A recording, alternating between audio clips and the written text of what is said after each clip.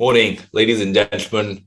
Welcome to the webinar series of Wireless Federation, focused on customer experience management. The agenda of this webinar is to discuss the experiences and learnings of our guest today and discuss telecom best practices in general, focused on how operators are trying to integrate digital in the journey and enhance customer experience. I'm happy to share with you, we've got a special guest today with us, Mamdouh Munir. He's been part of the industry for about 20 years now at Orange in Egypt, at Etisalat, and recently at Roshan, Afghanistan. He spent his career looking after sales, channel management. He's headed and looked after multiple roles around contact center, customer service, customer care. And very recently, he was managing the CX function at Roshan. A very warm welcome to you, Mamdouh. Thank you so much for joining us. We will run through the agenda very quickly, Mamdouh. And then, of course, you can introduce yourself as well. So, ladies and gentlemen, while the central theme of our webinar today is customer experience and digital, there are five main agendas that we want to dive into. We'll start by looking at culture and its relevance in customer experience, cost center to profit center. Mamdouh wants to share his learnings on how he carried out an internal transformation at the last operator, where they moved from traditional to a multi-channel environment. We will then look at importance of tech in CS, importance of digital in CX, which is to move from traditional to digital, perhaps digitizing the customer experience. And at the end, we will talk about a special breed of telcos, digital first, perhaps digital only telcos. They operate on a app only model mostly. We will look at some examples today on how these digital sub-brands or app only telcos provide an Amazon-like experience to their customers, essentially. So with that, Mamdouh, over to you. Thank you so much for joining us. We'd love to learn from your experiences in the last 20 years. Please share with us the best practices in general, as well as your learnings at Etisalat, at Roshan. Over to you. A little introduction would help. Thank you so much. Thank you very much, Jay, for having me today. I'm really excited to be with you. And actually, what we are discussing today is the most close to my heart topic that I used to play this role in different aspects during my journey. Right. Briefly, I was privileged to be working in 3 telecom operators in the last 20 years, 2 decades, basically. And just to highlight, it was Orange in Egypt, which I played different role over there in terms of sales, distribution, customer care. And the innovation on that time was also matching the market needs. So in that time, we created what we called it was untraditional sales channels. Complementary and franchise also. In Etisalat, I was heading the sales, and in Roshan, I was ended with the call center and the customer experience. Right. Thank you. Lovely, lovely, great, perfect. Thank you so much for that little background there, Mamdouh. Let's dive into our first theme and agenda today, which is culture and its relevance in CX. I think it plays a very, very important role for a telco to do that. We'd love to hear from you in your last role at Roshan in Afghanistan. Afghanistan is a very unique market, as we understand, heavily prepaid. There are a lot of economy and political issues there as well. How did you guys manage? And we've talked about your journny of what happened in the pandemic. So please, over to you. Thank you, Mamdouh. Thank you very much, Jay. It's a very good question, actually, because when you reference our background coming from a matured market to emerging market, as you mentioned, the situation and the condition over there overall, you have to apply the concept of adaptation first, which basically knowing your customer was very fundamental on that time to understand the culture in terms of religion, in terms of what they are looking for, the needs, the wants, and as well as how to customize and optimize your strategy according to the culture. So we have a win-win or beneficial. We highlighted 5 key pillars. The first one, which was the reliability. It's very important over there, considering the expansion of the network. And the sustainability of that network over there. So it was one of what we can say it's a challenge, but it's an opportunity for improvement and sustainability over there. The other point, which was the availability, the reach, in terms of the reach of the customer in different areas that based on the districts, locations, provinces, and how you facilitate that reach in terms of the services and the availability of that service as well. So we designed the approach of the customer experience according to that aspect, and I will further explain that in details later on in terms of the digitalization that was applied over. Other factor was considered, which was the simplicity. It's very important to based again from the culture perspective, designing of the service and the products that they are introducing to the market supposed to be it's easy to understand and accepted by the customer and matching what they are expecting from us. Point number 4 in the key area is adaptation. Because the customer is unique for us, so we provide adaptable, scalable solution. And the services that are tailored to their specific needs also was one of the main key areas that we looked at from different perspective and according to as well the different cross-functional role. Because the engagement of the organization. Usually, the adaptation sometimes that's misleaded when you say that it's adaptation coming from the customer side according to what you are introducing to the market, which is basically wrong. The adaptation is required from both sides in terms of the understanding and what is required from marketing, from sales, from technical, from all other departments in terms of introducing that product to be more convenient to use.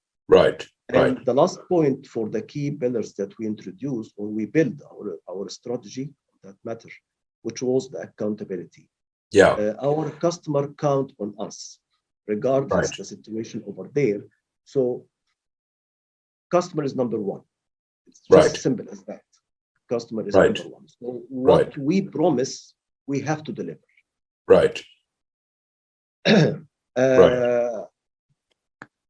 Back to you, Jay. Thank you. So I think what we're trying to say is that at Roshan, you guys followed a customer-centric culture as part of the organization, specifically internally, and then laid out your customer experience design in the external side, which is to the customer.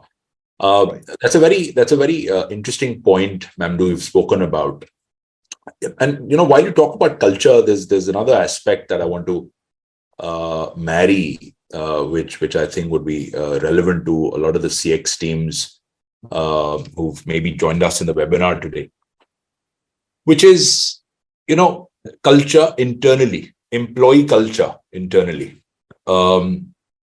I've had the opportunity to speak with a lot of CX experts in the telecom industry, outside the telecom industry, including professors, by the way, who teach at schools like Harvard and Stanford. One important message they've always passed on is, if our employee experience is great, if our employee experience is great, that really helps in building a great CX, right? So if the internal is sorted, which you've spoken about, it's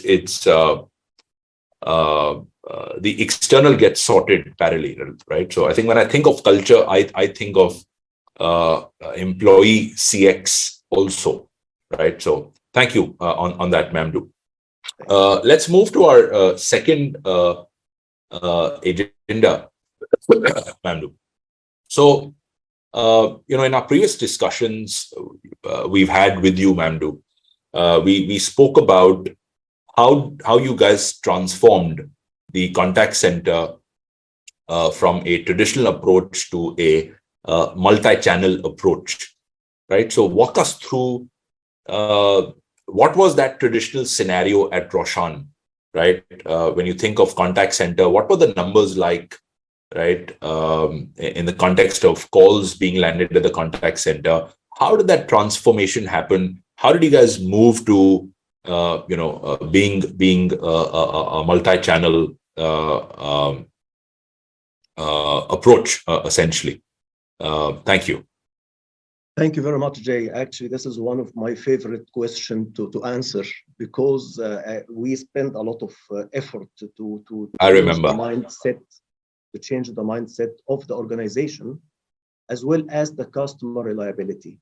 Right. Call center was considered as the main channel of interaction to the customer.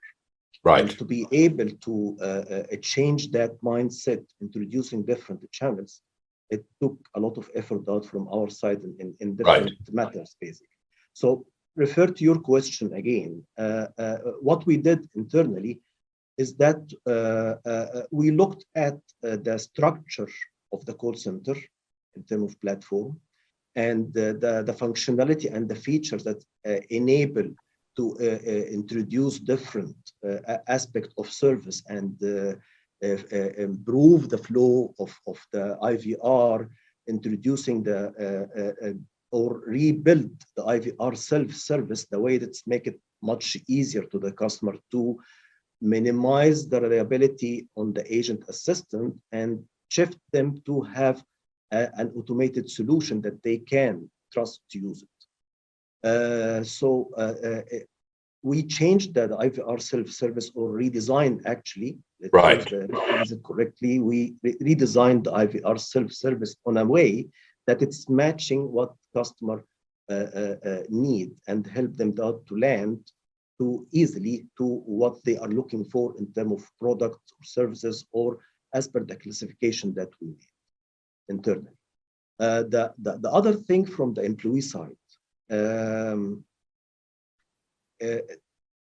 employee side is very important to be able to scale up their skill set and to serve the customer better. Which one of the biggest challenges basically that we had in that time is that the equation of how to serve the customer faster, considering the quality and the delivery that you are giving to them in terms of information, fulfillment of their query, or even resolution out of their complaints.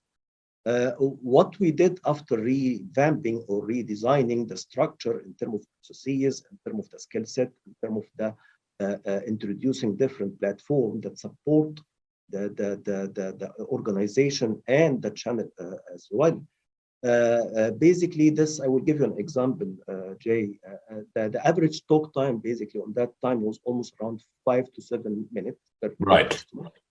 And we managed to drop it to 1.3 or 1.5 minute per Wow. customer, considering the service that we are offering to the customer or fulfillment, the query that we are giving them, and as well the complaints that we are handling.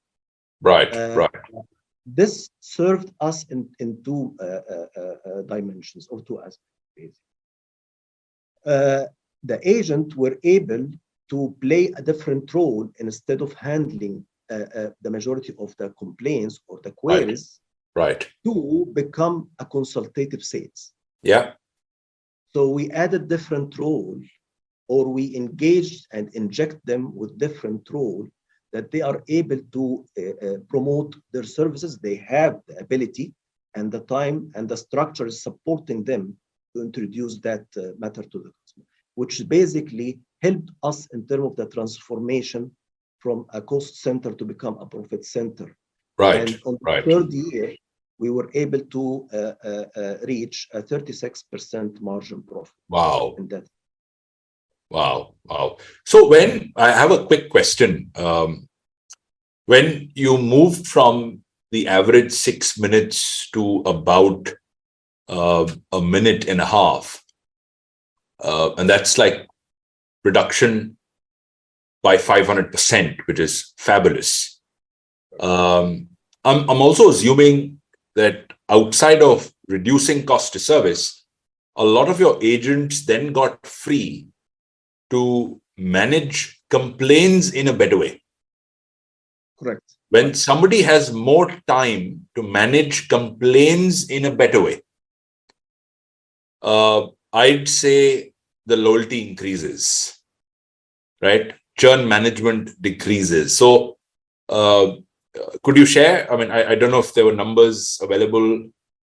Did you also see outside of the 36% margins, did you also see reduction in churn management?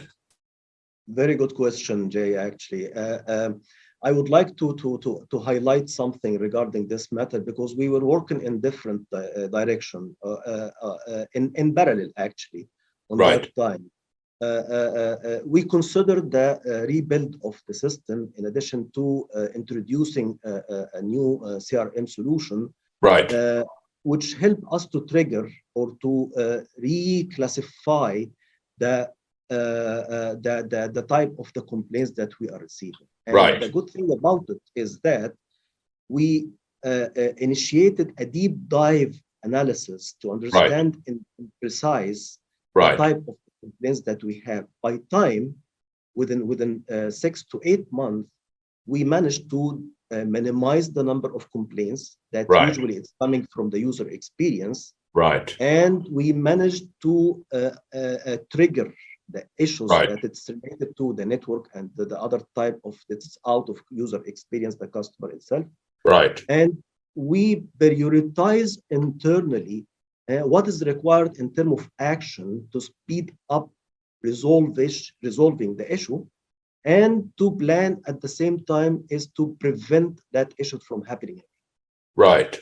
So gradually the complaints start to drop, and we managed on that approach to have a free space, as you mentioned, to the agent to promote for other services. Of course. The satisfaction level increased. Of course. And at the same time, in parallel, there was an education and awareness campaign to highlight the value of the IVR self-service, to minimize the reliability on the agent assistant and shift the customer to rely more on the IVR self-care. All of these actions basically contributed to, first of all, in terms of satisfaction, in terms of reduction of the complaints, in terms of maximizing the value of the products and services, and in terms of the reflecting on the positive or net margin profit. Right. Follow-up question there, Mamdouh. Very interesting. Do you remember before you moved to this multi-channel approach, in the traditional days, so maybe back to 2018 or 2019, what is the number of calls that landed at the contact center?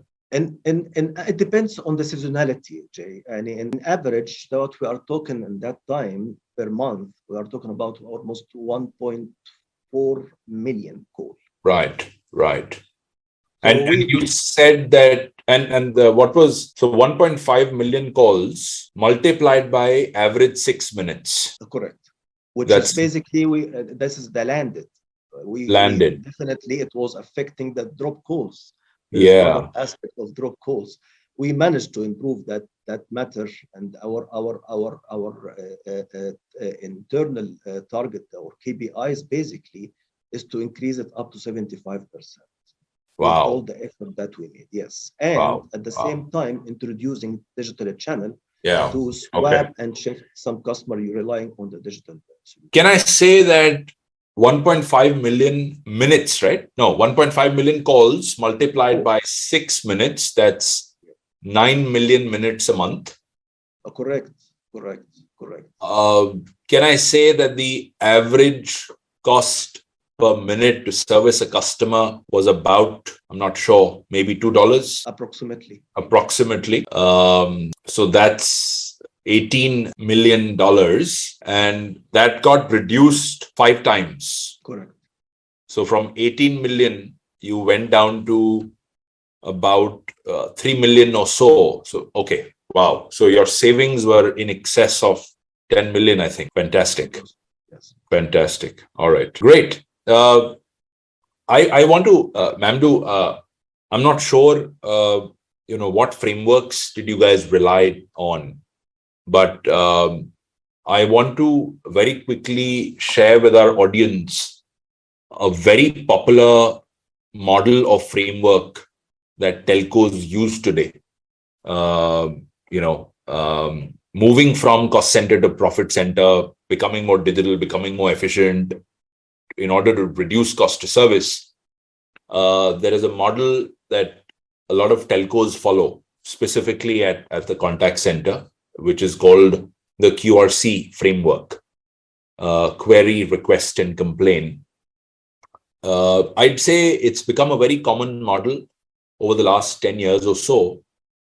But I'm happy to share with you that in our last interaction with a telco in US, and we all know that a telco in US services customers on probably 50-60% of their customers are serviced by a digital channel, most likely the app or the website. And we also know that a telco in the US, I can't name them, but when we worked with them, QRC model helped them become more efficient by about 8%, right?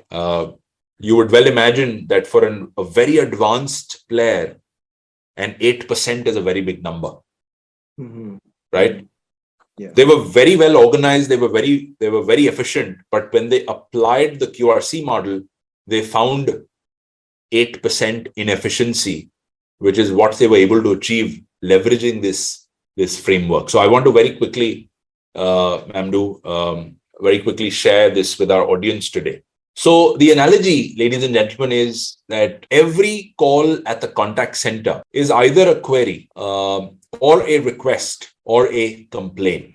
Yeah, I don't think there's anything else that happens at the contact center. It's either going to be a query to say, what my recharge balance is, or how do I activate my roaming plan before I fly to London, or a request to say, I want to start my roaming plan as I fly to London, or maybe a complaint to say there's incorrect billing or network is an issue, so on and so forth, right? So every call that lands at the contact center, Mamdouh, is going to be a query, a request, or a complaint.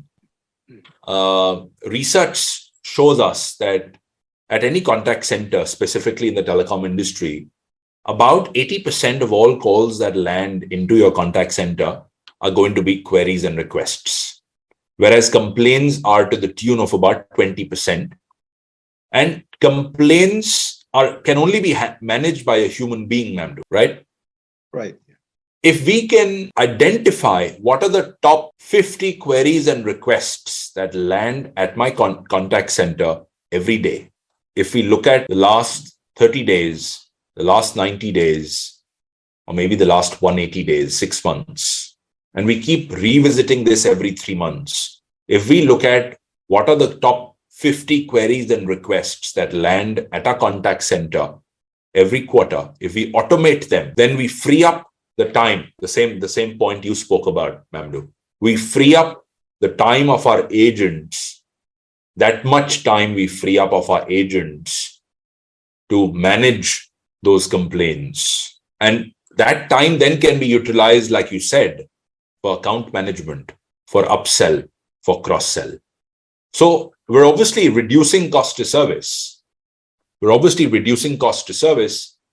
But importantly, Mamdouh, we're freeing up that time, like you said, for that contact center guy to manage that call better, upsell, cross-sell, perhaps better loyalty, perhaps better churn management.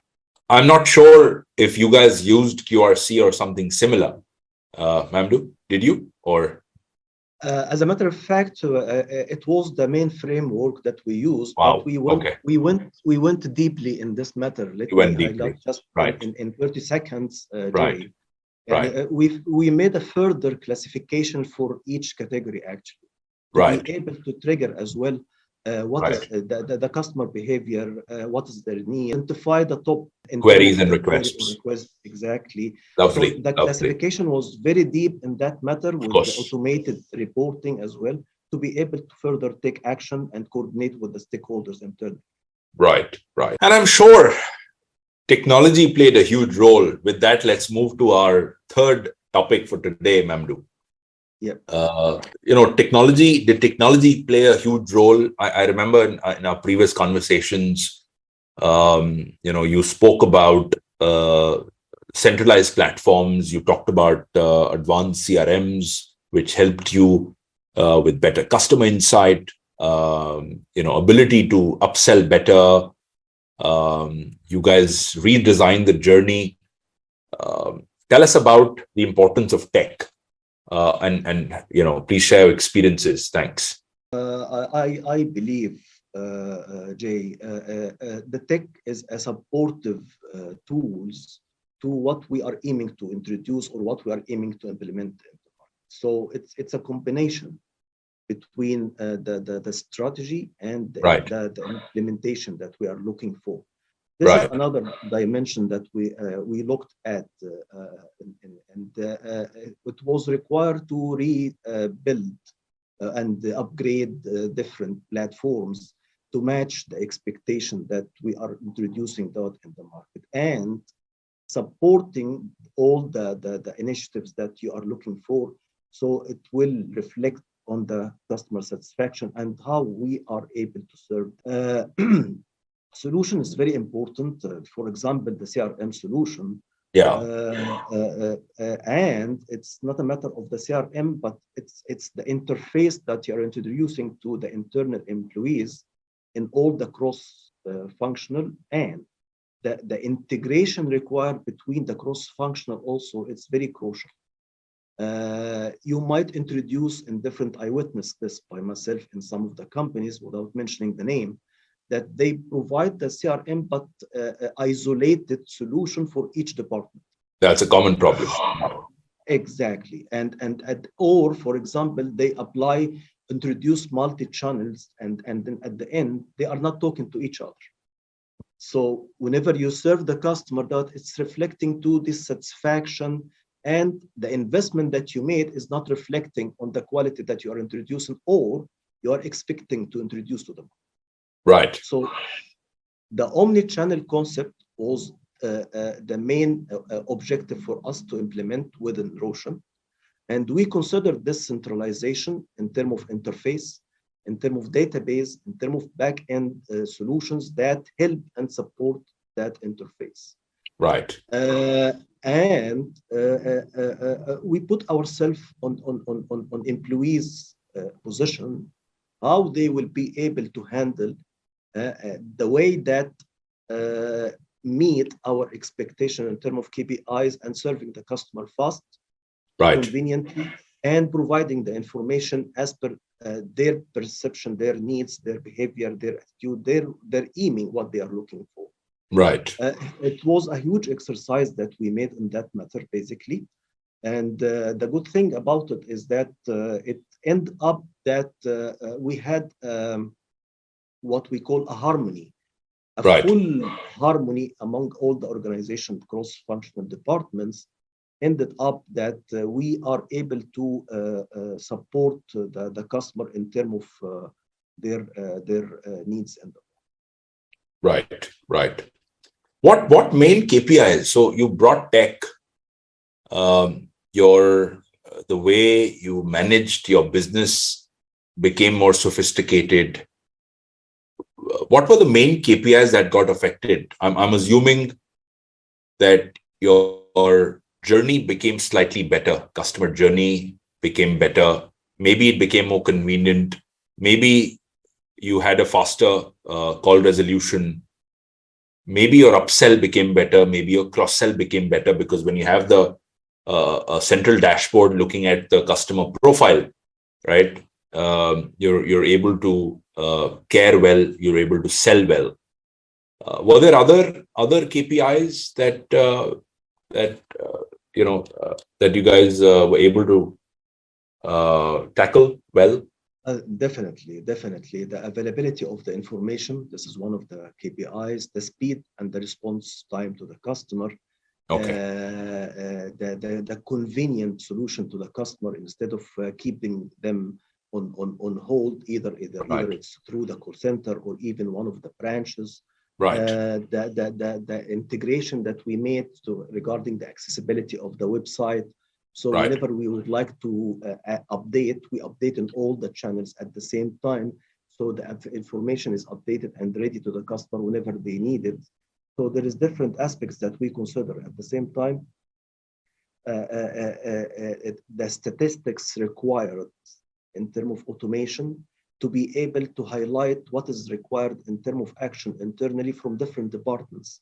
Right. So we had a centralized automation, and centralized automation generating a different aspects report and with different parameters, with different dimensions that match each department assignment or task required later. Right. So I can tell you, for example, Jay, that I generate a report that let me know that I have an issue in a certain location, in a district, in a certain province, okay, and the volume of that issue. According to that volume, technical department immediately they start to react. So it was like an eye for them to support their execute their operation to reflect at the end on the satisfaction. So we were able on this exercise to absorb the customer frustration if it's a complaint, or fulfill the customer query in terms of the operation, and fulfill the customer as well interaction and transaction in terms of activation data for any products and services. Right.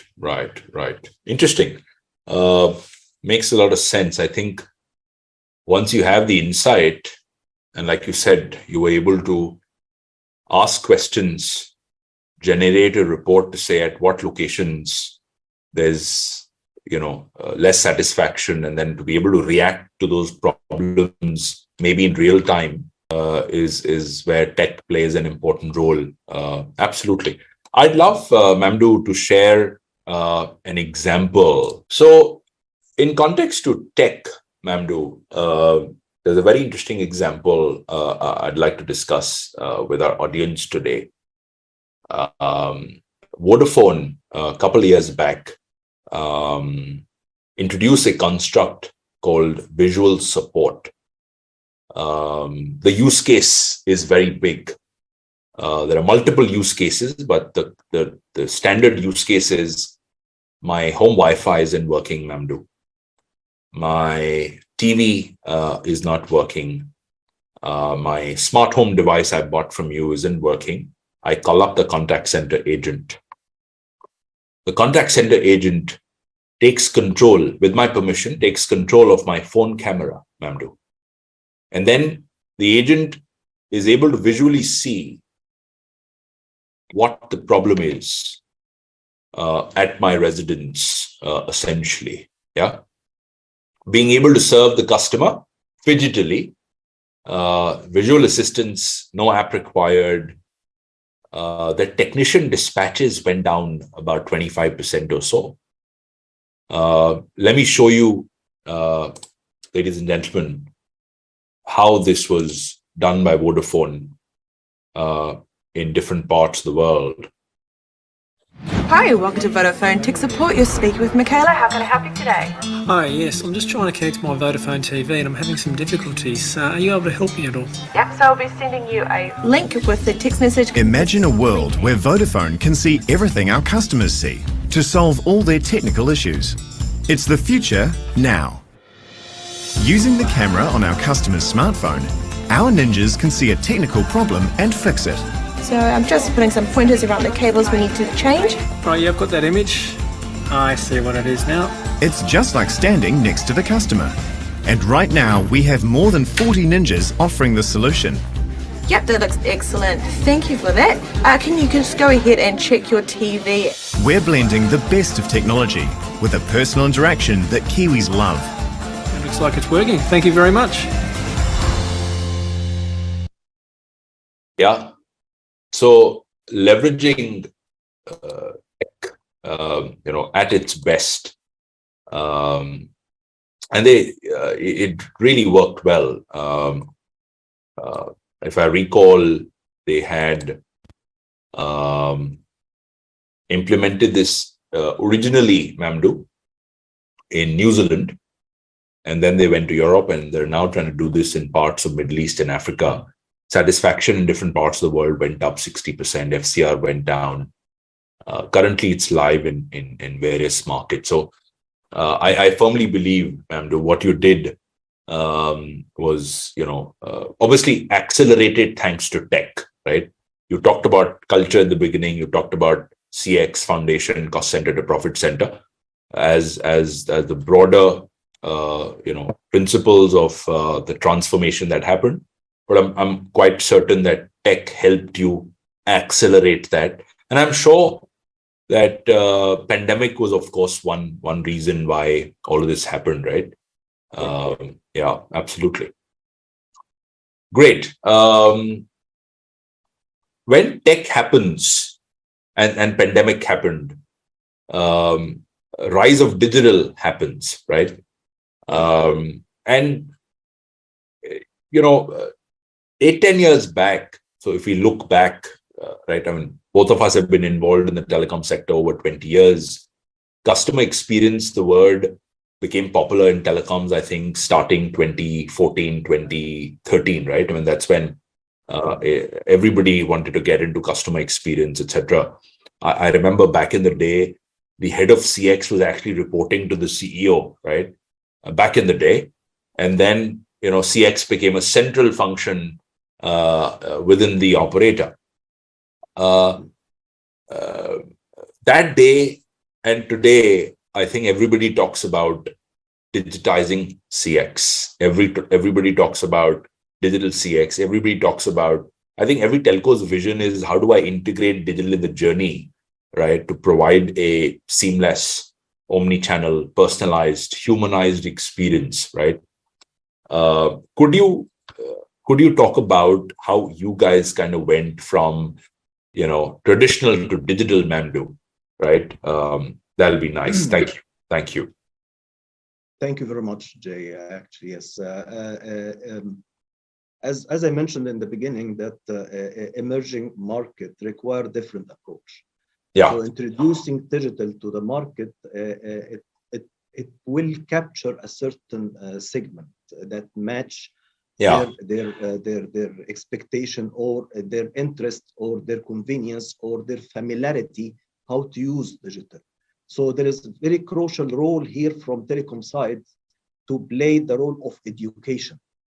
Right. Because in mature market, for example, you can see that the customer themselves, they have the let's say the acceptable level of knowledge. Yeah, the habits are different. Exactly. The habits are different. They are able to interact. They are able to explore. Over there, right. there is a different mechanism in terms of education to introduce the digital channels. We launched. In fact, let me build a picture for our audience. I know what you're talking about. So digital maturity, ladies and gentlemen, we understand is very different in different parts of the world, right? I mean, parts of Europe, the digital maturity is high. We're very used to our groceries, our house supplies, everything happens on e-commerce, on Amazon. In fact, we're now, Mamdouh, we've moved to what is called as not e-commerce, but we've actually moved to Q-commerce, which is quick commerce. So if I would order groceries now, they'll be delivered to me in 10 minutes, right? Whereas parts of Middle East, parts of Africa, that digital maturity curve is now on the rise, right? But there are other markets, one of them being Afghanistan, where, maturity has to happen, it has to start. And I think that's why, Mamdouh, you're first talking about awareness, education, right? So please, thank you. So we considered in the deployment or introducing digital channels, which basically for example, there was a lot different channels that we introduced, like WhatsApp, chatbot, mobile app, and I'm proud to say that mobile app was also a solution, in-house solution from Roshan side. Yes, the team over there made a very good job in that. In addition to other, what is called normal in our era right now, the email solution. Right. Over there, it was convenient for corporate segments that they are able to use it to interact better with the operator and fulfill their needs in acceptable matter or timing that match their expectation.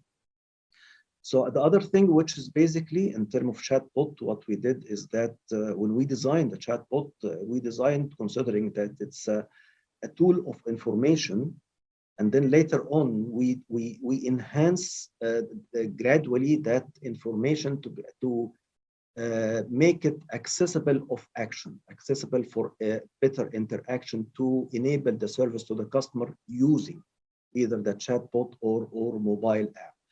Right. I mean, we took the customer, Jay, on a smooth journey in terms of adaptation, and then it's a knowledge provider for the information, and then later on, improve the level of interaction that you can use this service or this tool or this channel in terms of a query of your products or services, and activate and utilize it based on your needs. And the other thing, which is, it's one of the channels that in terms of interaction, in terms of support, in terms of agent assistant, if required, it was also considered that in that solution because, in that market, still what we can say, trust of talking to someone was the highest in that area. I need a human being to talk to. Exactly. So if you enforce a solution without let me know the value behind it, it won't work. Yeah. I understand. I get that point.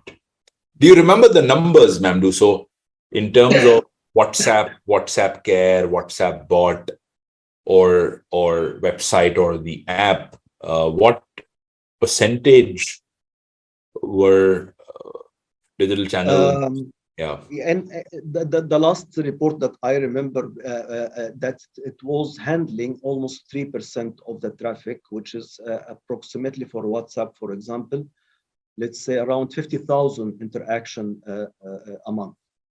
And WhatsApp specifically grow up very fast over there. And I believe the first hour we found, once we introduced it as a solution, we found immediately there is 1,000 interaction within 1 hour. Later on start to interact because it was the most known channel in the market over there. The community and the people, they are using WhatsApp, so it's known. So once we enable that solution to the customer in terms of channel and interaction, immediately they start to offload their reliability on the call center and shift to using WhatsApp. Yeah. Other thing which is basically we measured also reliability on the mobile application. And we found almost, I believe, the last number that we had around 300,000 download. This is the last number I had in my mind. It was in March 2022. Right. And it was growing very fast, actually, Right. because we enabled, as I mentioned, education materials and awareness campaign through all the channels that we have, through the branches, through shops, through retailers, and through the call center, definitely, and the IVR self-service level, to enhance the awareness of the customer and start to shift using the other channels. Right. Back to you. Makes sense. When I think of digital CX, Mamdouh, and I will talk about in the next agenda, I will talk about the digital first telcos or digital only telcos. But in the context of digital, we've seen customer centricity is first and foremost important, right? And to have great experience, what's important is to provide CX as a whole, yeah, which means how great is my purchase experience, care experience, in-store experience, network, brand, and loyalty experience, right?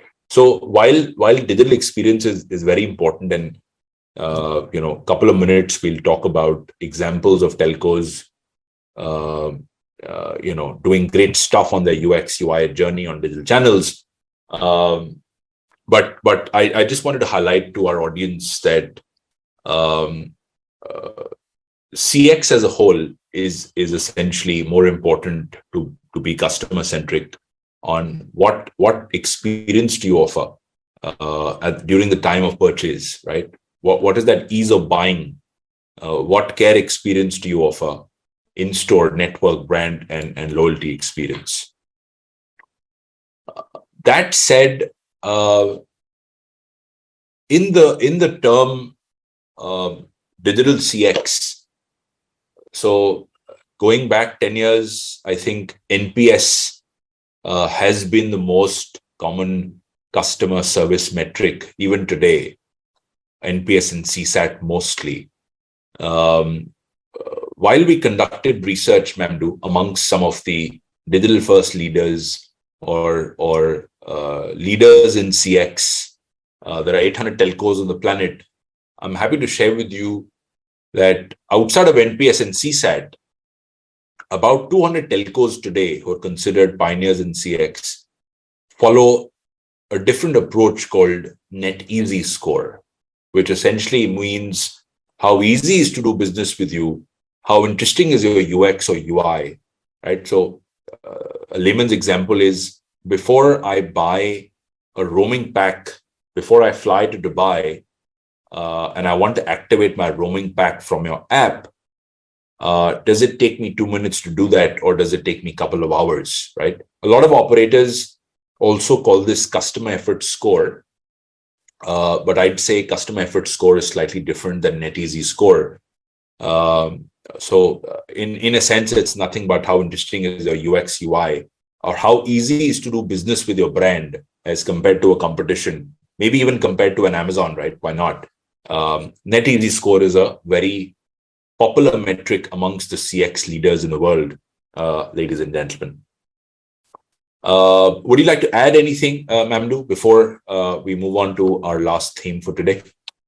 Actually, I fully agree with you, Jay, in this matter, basically, because when you introduce digital solutions to the market, you need to have the supportive tool to measure the perception of the customer.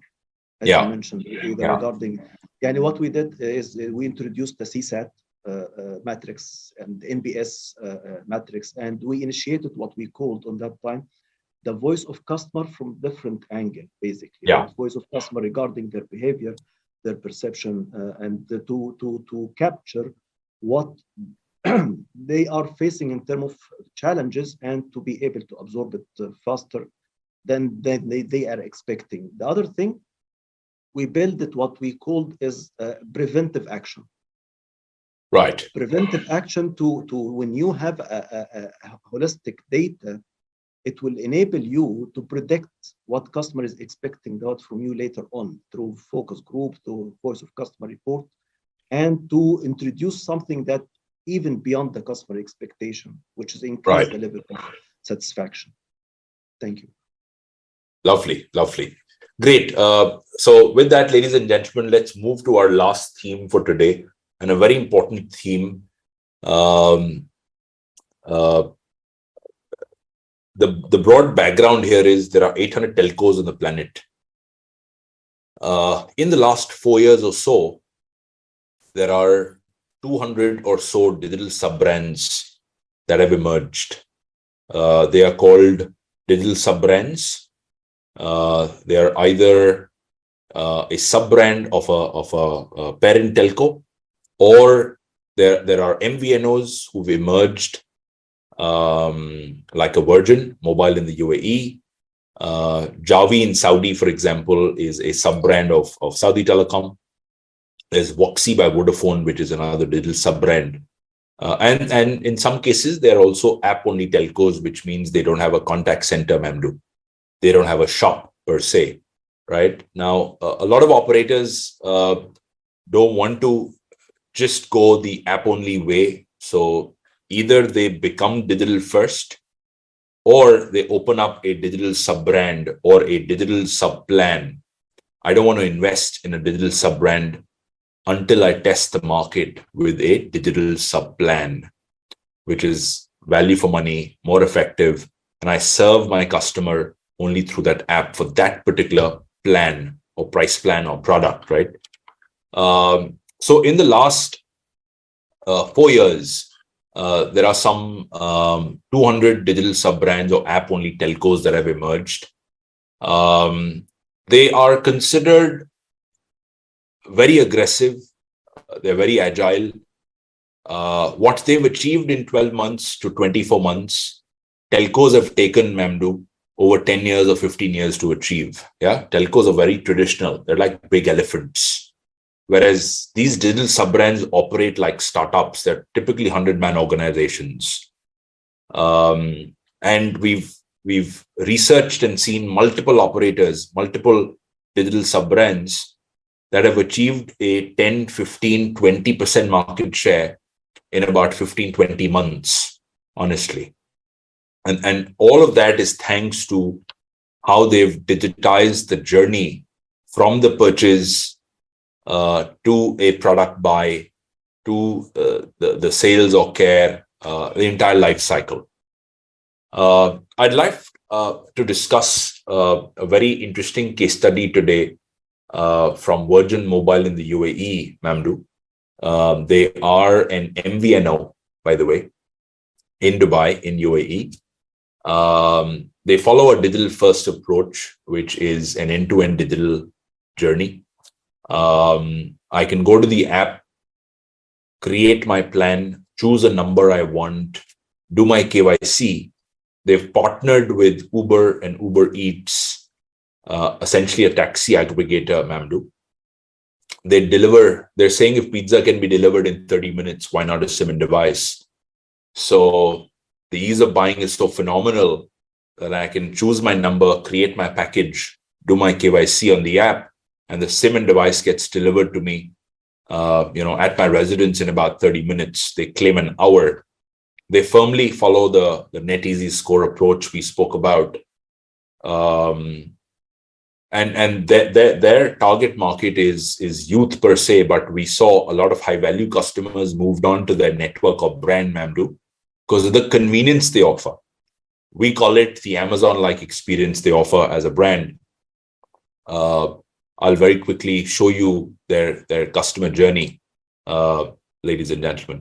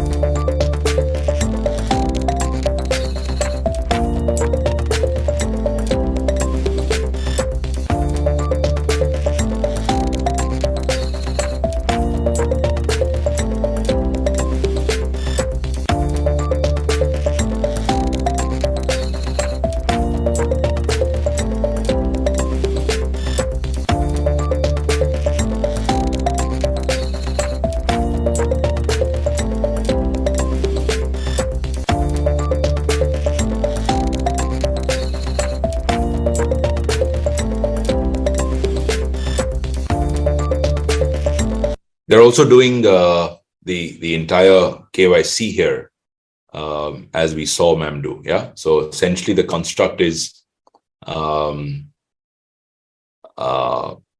you create your plan on the app itself. I want X minutes. I want X gig. I want X international minutes. I choose a number I want. In fact, if I'm building a family plan, I could, maybe have a similar number for my wife, for my daughter, my son.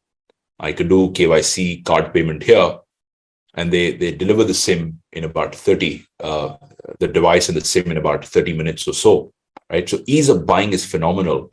The purchase experience is phenomenal, and they were able to digitize the journey. In fact, I'd also like to add here, the importance of digitizing the journey is so much now.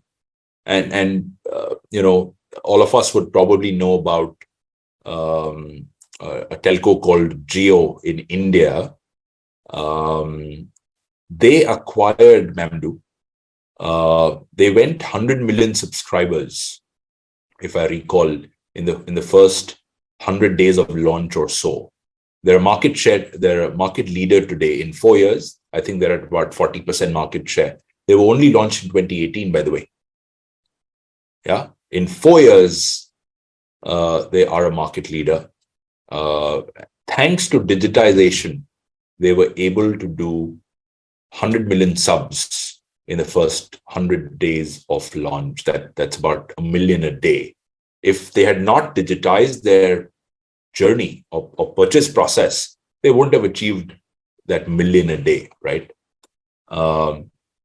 So I guess, digital CX is very important.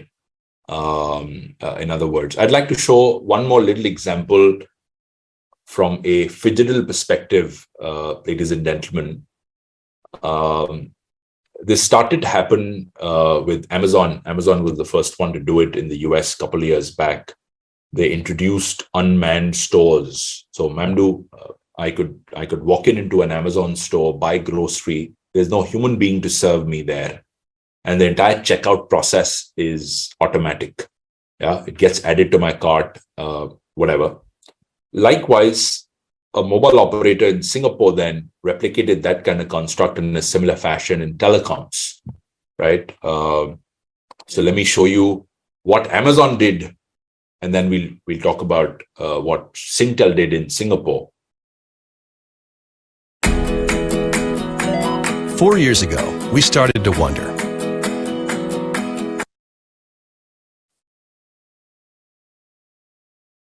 what would shopping look like if you could walk into a store, grab what you want, and just go? What if we could weave the most advanced machine learning, computer vision, and AI into the very fabric of a store so you never have to wait in line? No lines, no checkouts, no registers.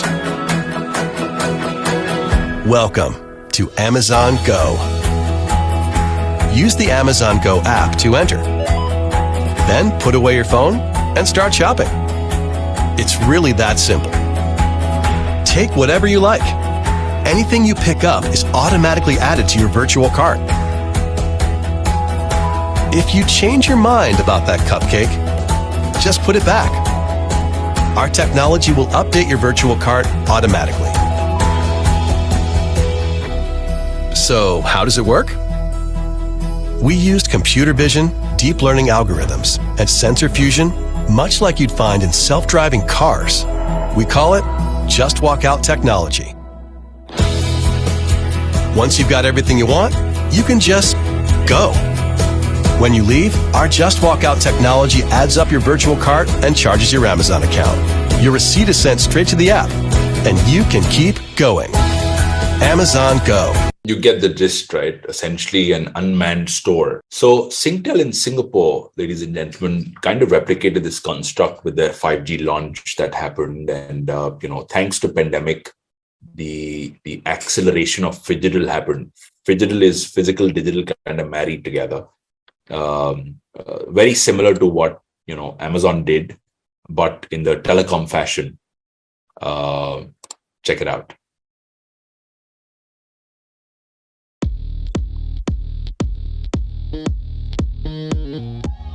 Welcome to Unboxed by Singtel, the world's first truly unmanned pop-up store that fulfills our vision of providing the most intelligent and friendly self-service solutions.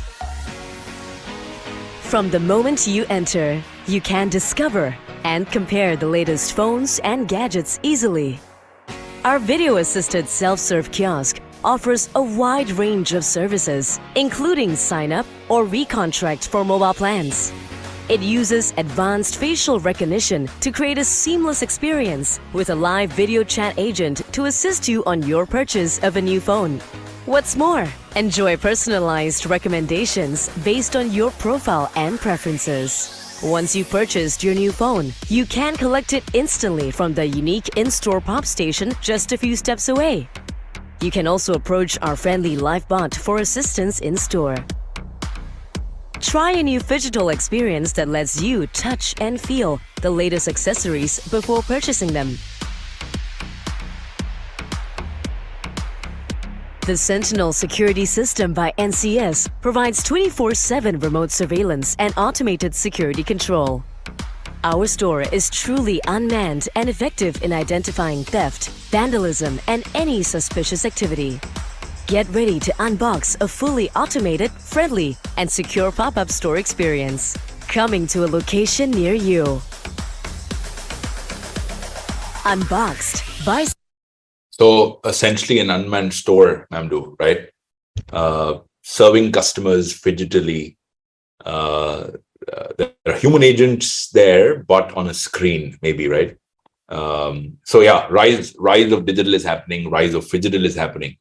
A lot is happening by telcos today to kind of improve their experience. So lovely. As we wrap up our webinar today, Mamdouh, is there a key message you'd like to pass on to the audience? One simple line, maybe. Thanks. Thank you very much, Ray. Actually, yes, I do believe in a very, very key, important message from myself, actually. I usually say customer experience is not a goal, it's a marathon. And we keep improving, which is required basically a certain changes. If we are able to commit to that change, if we have the capacity of the change, then we will play a very good role in terms of CX transformation towards the customer centric and towards the customer as well. Right. Lovely. Very good. I can add very quickly as well to say CX is a great enabler for us, for telcos to differentiate our brand and also become more profitable per se, right? If we could offer a seamless experience, we could become a much more profitable brand and not just indulge ourselves in a competitive market, indulge ourselves into price wars. CX is a great differentiator and a big enabler from the telco to digital or telco to tech-core journey that a lot of telcos are on today, right? So CX is a very important pillar. Lovely, great. Thank you so much, Mamdouh, for your time today. Thank you so much for sharing your learnings around CX culture. It was great to know about how you guys transformed from traditional to multi-channel, the whole aspect of cost center to profit center. So thank you so much for your time. Let's keep in touch. Thank you. Thank you very much, Dave. Thank you. Thank you.